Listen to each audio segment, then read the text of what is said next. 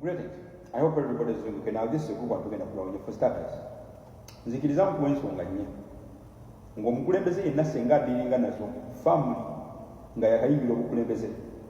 Yabeera omukulembeze akyasinza okubeera omugezi, yabeera omukulembeze akyasinza okubeera ow'amaanyi, yabeera omukulembeze akyasinza okubeera ne vision.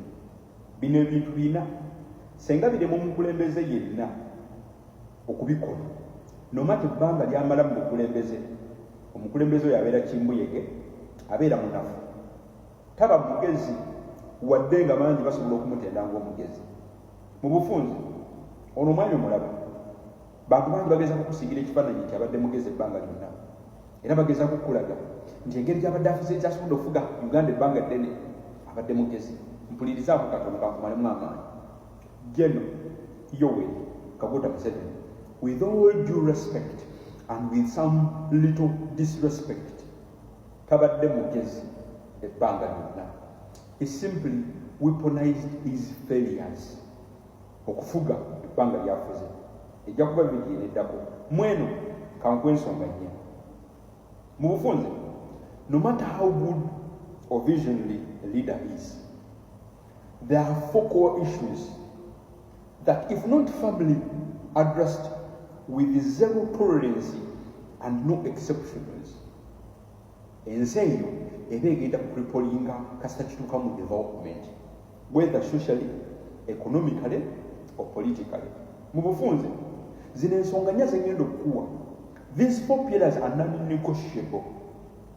For any country that seeks to rise from poverty, corruption, okudda mu sustainable growth and prosperity, zino ensonga nnya zengenda okukuwa. Omukulembeze oyo aba alina okuzikolako family nga tatidde. A serious leader must confront these four core issues without fear of favoritism, no matter who is involved. Without this, nga takoze kino kudiringa nazo family, tosuubirayo transformation yonna eri possible. Ensonga esooka bagiyita rule of law. Kyeki? When laws are not applied equally to all citizens, when some individuals act above the law with no consequences, manya bumanya nti ensi eyo omukulembeze yenna agirimu, he is a failure. Rule of law kikyetta senga togiimplementing. It creates an equal society where the rich, the powerful, or those that are connected can commit crimes without fear. Kyakubiri, nga to emphasize the rule of law, it causes social unrest, violence, ne delusionment. It prevents fair business, competition, and injustice. Mu bufunze, omukulembeze yenna ata making sure nti tewaliyo ali waggulu wa tteeka, buli omu ali within etteeka, akolera wansi w'amateeka. Bw'olaba ng'ekika ky'omukulembeze oyo, regardless bamukutendera batya, omanyanga bumanya oyo omukulembeze munafu, kimbuyege si mugezi. Ensonga ey'okubiri bagiyita nguzi, corruption. Kyeki? The abuse of public office, personal gain, through bribes, embezzlement, favoritism, or misuse of resources. Enguzi ekoseti eggwanga kanku ensonga ssatu. Stealing resources meant for development, nguudo, malwaliro n'amasomero. It erodes public trust in government and institutions, discourages both local and foreign investment. Enguzi bino byekola. Mu bufunze, omukulembeze yenna atasobola kueliminatinga nguzi nga yakagenda mu bukulembeze, n'otakira muntu ku liiso, regardless omuntu oyo agwa mu kaliba ki, mukwano gwe kyenkana ki. Omanyanga bumanya nti oyo omukulembeze kimbuyege, tasobola ate si mugezi. Tunula Uganda wabuuli ono Jeno Yoweri Kaguta Museveni mugezi, enguzi asobodde ogisootinga oba he simply weaponized it. Ensonga ey'okusatu gyengenda okuwa bagiyita tribalism. Tribalism, sectarianism, ne division. What is tribalism oba sectarianism? omuntu yenna ng'apracticinga favoritism ng'alina abantu bafavoringa, ng'apracticinga discriminalization ng'alina abantu badiscriminatinga, ng'akola kye bayita political manipulation based on tribe, religion, ethnicity or region, omanya nga mumanya oyo mukulembeze failure number 1.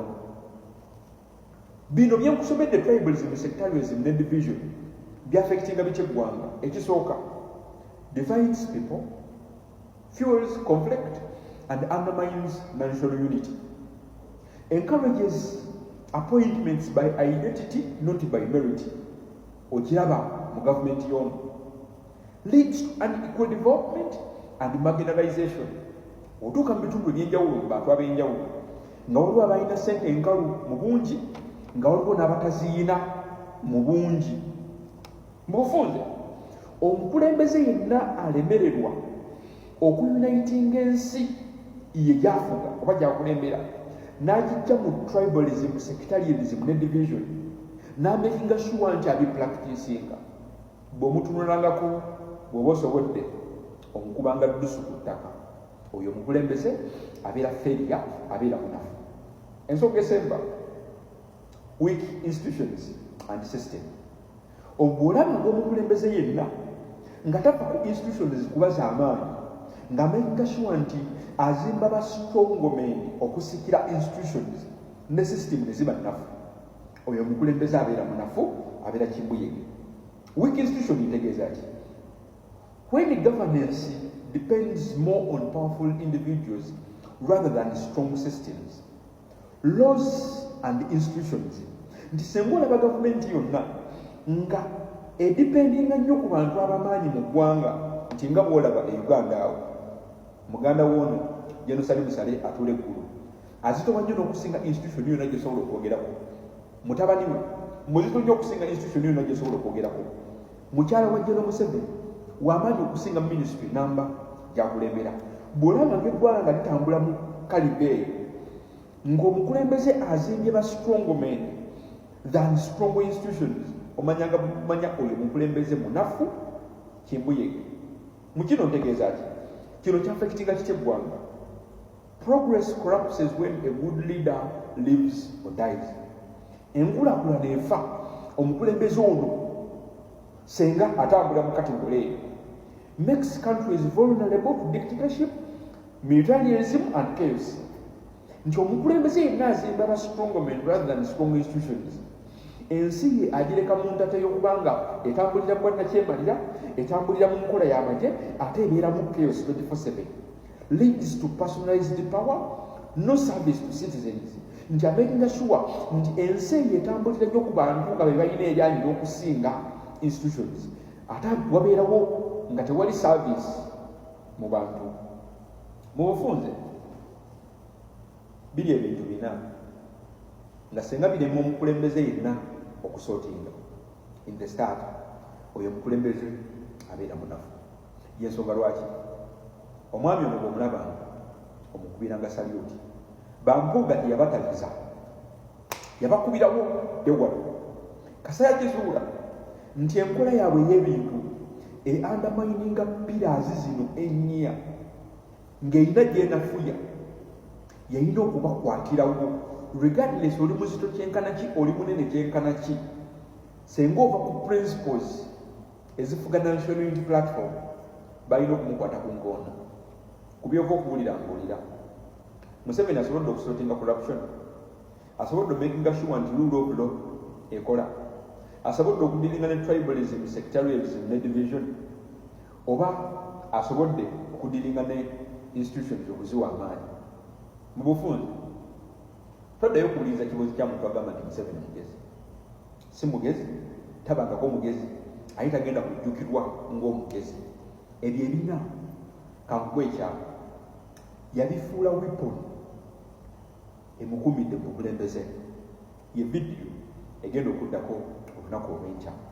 How weak, incompetent, selfish, visionless and unpatriotic leaders turn their failures into weapons to sustain themselves in power for longer times. Ye vidiyo yenkya teweerabye tulonda bwe tuti 2:26